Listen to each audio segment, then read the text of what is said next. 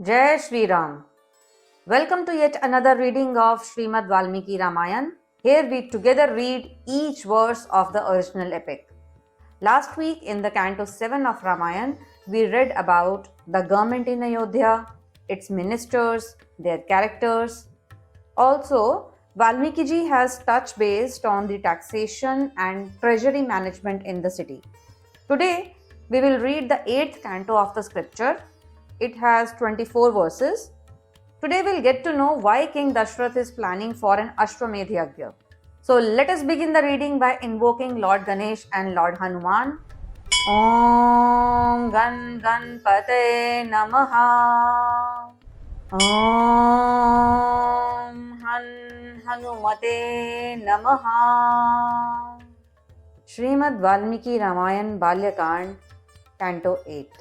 Dashrath is such a majestic, righteous, and magnanimous king, but he does not have a son and has a burning desire for a male progeny. He wants a son to continue his dynasty. While the great king is reflecting on the matter, a thought occurs to him. Why not I perform a Vedic horse ritual to beget a son? The intellectual and righteous king consults with all of his sagacious ministers and makes a firm resolution to perform the yajna. He then addresses his best minister Sumantra and says, "Quickly go and bring here all my gurus and purohits," the family priest. Immediately, Sumantra proceeds with quick steps and gathers Suyagya, Vamdev, Jabali, Kashyap, and Purohit Vasishtha, along with all other scholarly Vedic Brahmins. Virtuous King Dashrath pays homage to them and then utters these gracious, righteous, and meaningful words. As I have no son, my mind stays disturbed. There is no joy. Therefore, I have been thinking about this and have an intention to perform a Vedic horse ritual in accordance with the scripture. Kindly contemplate on my thought. How can I fulfill my desire? Then all the Brahmins, headed by sage Vasishtha, applauded the king's decision. This is an excellent idea. Highly pleased, they all advised King Dashrath, "O king, the thought of having sons in your mind, it is justified and right. Arrange the ritual ground on the northern banks of holy Saryu river. Collect all the required material for the ritual and then release the horse. You will definitely beget the sons as desired."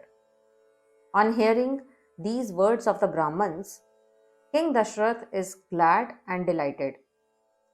With excitement and sparkle in his eyes, he instructs his ministers, "As advised by my gurus, procure all the required articles for the ritual. Arrange the ritual ground on the northern banks of Saryu river to perform this yajna. Release the ritual horse under the protection of capable men and head priest. You are all experts in conducting these rituals.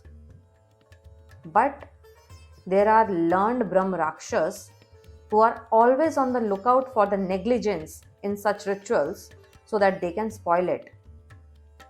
And if there gets a flaw in the ritual and it ends up deviating from the set rules, the performer of this ritual gets completely destroyed.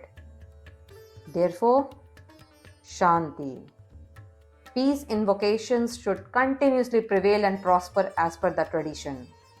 If there were no obstructions and it was so easy to conduct this ritual, then all the kings on the earth would have performed it. Therefore, you all need to ensure that this ritual is conducted and concluded in accordance with the prescribed procedure in the scriptures." Upon hearing the king's words, all the ministers adore and assure him, saying, "It will be conducted flawlessly as done previously." And then all the virtuous Brahmin scholars greet the best king and take leave of him. After sending off Brahmin scholars, the king then speaks to the remaining ministers who are still in the audience. He says, as the Vedic scholars have advised, this ritual should be conducted procedurally in accordance with the scripture. After conveying this, he sends away those ministers as well. Then, the highly intellectual and tigerly king Dashrath enters his palace. On approaching his dear wives, he wholeheartedly said to them, I am performing a Vedic ritual for begetting a son, and you all will be initiated into this practice along with me. Upon hearing these delightful words, the radiant faces of the queens brightened even more with joy, much like a lotus flower blooms at the end of the winter season. In this canto, we see King Dashrath longing for a son so that he can continue his dynasty. He makes a resolution to perform Ashwamedh Yagya and seeks approval, guidance, and support of his gurus, ministers, and other Brahman scholars, and thus ends the canto 8 in Balkand of Srimad Ramayana, the first and oldest epic by Rishi Valmiki. Thank you so much for listening. May Bhagwan Ram keep blessing you. We will return next Tuesday with a lesser known story about daughter and son-in-law of King Dashrath, Shanta and Drishyashringa. Till then, stay blessed, stay tuned, like, share, subscribe, and do comment. Jai Siya Ram. Har Har Mahadev.